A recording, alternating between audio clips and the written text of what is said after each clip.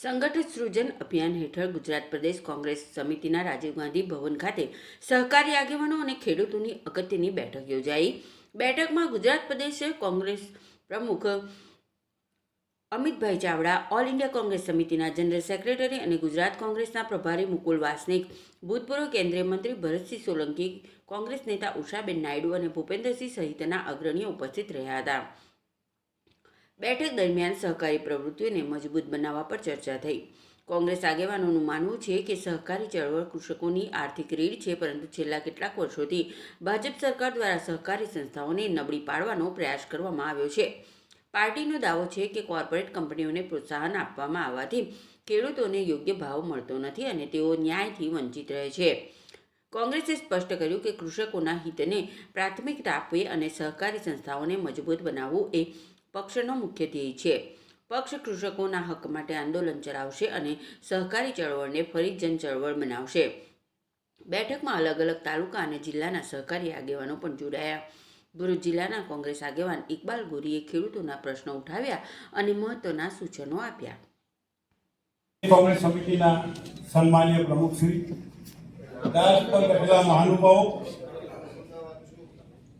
ગુજરાતમાં સહકારી પ્રવૃત્તિ આજે પણ ઘણી મજબૂત છે, પરંતુ આપણા જે કંઈક સહકારી સંસ્થાના ડિરેક્ટરો છે, આજે પણ આપણા દરેક સંસ્થામાં 40% જેટલા ડિરેક્ટરો મોજૂદ છે। 10% કે 15-20% જે ડિરેક્ટરો છે એ આપણા હોવા છતાં કોંગ્રેસનું સંગઠન નબળું હોવાને કારણે, નબળું પડવાને કારણે, અથવા તો કેટલીક ધાક ધમકીના કારણે એ 2-5 ડિરેક્ટરો ઉડીને પેલી તરફ ગયા છે, એટલે સામેવાળાની સત્તા આવી છે। દૂધ ડેરી હોય, ભરૂચ ડિસ્ટ્રિક્ટ કોઓપરેટિવ બેંક હોય, સહકારી દરેક કોઈ પણ સંસ્થા હોય કે ગામની સેવા સહકારી મંડળી હોય, 2014ના અંદરમાં 13ના અંદરમાં મુરબ્બી અહેમદ પટેલ સાહેબના પ્રયત્નોથી આપણા સન્માનીય વડાપ્રધાન સ્વર્ગીય શ્રી મનમોહનસિંહજીએ વૈતાન સમિતિના રિપોર્ટના આધારે દરેક સંસ્થાને મજબૂત કરવા માટે કરોડોની સહાય અર્પણ કરી હતી। તેમાં આપણું ગુજરાતમાં કમનસીબે આપણી સરકાર ન હોવાને કારણે જે તે વખતના ચેરમેનોએ આ પૈસા જે તે મંત્રીને ન ફાળવતા બેંકોમાં જ જમા રાખ્યા હતા અને જેને કારણે બેંકો સદ્ધર થઈ। બાકી કોંગ્રેસના સમયમાં જે વહીવટ સહકારી પ્રવૃત્તિનો હતો તે આજે નથી। ફક્ત આંકડાની માયાજાળ ગોઠવીને સંસ્થાઓને પગપણ બતાવવામાં આવે છે। એટલા માટે કહીશ કે કોઈ પણ ખેડૂતનું દેવું હોય એને ભરવાની મુદત હોય, પાછા ધરવાની એ લોકો વ્યવસ્થા કરી આપીને અથવા બીજી રીતે નવા જૂની કરી આપતા હોય છે।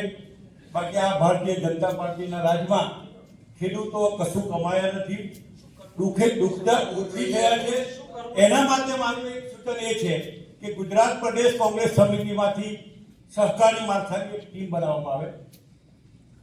એ ટીમ દરેક જિલ્લાના અંદર જિલ્લાના પ્રમુખશ્રીને, જ્યારે આપણે સંગઠનને મજબૂત બનાવવા માટેના પ્રયાસો ચાલુ છે ત્યારે જિલ્લાના અંદરમાં દરેક સહકારી પ્રવૃત્તિના અંદરમાં જે આપણે કોંગ્રેસના કાર્યકરો સામેલ છે તેમની યાદી બનાવવામાં આવે અને જે લોકો આપણાથી નારાજ થઈને સામે ગયા છે, ફક્ત દબાણના કારણે યા બીજા કારણે બોલી શકતા નથી અથવા તો ઉમેદવારી કરી શકતા નથી, એવા લોકોની એક ટીમ બનાવીને એ લોકો સાથે દરેક જિલ્લા વાઇઝ પ્રથમ તો મિટિંગ કરવામાં આવે, એમની ધાક દૂર થાય, એમની હિંમત ખુલે, એ રીતના કોંગ્રેસ તરફથી પ્રયત્ન કરવામાં આવે તો હું માનું છું કે 100% પરિણામ આજે પણ આપણે બદલી શકીએ એમ છે।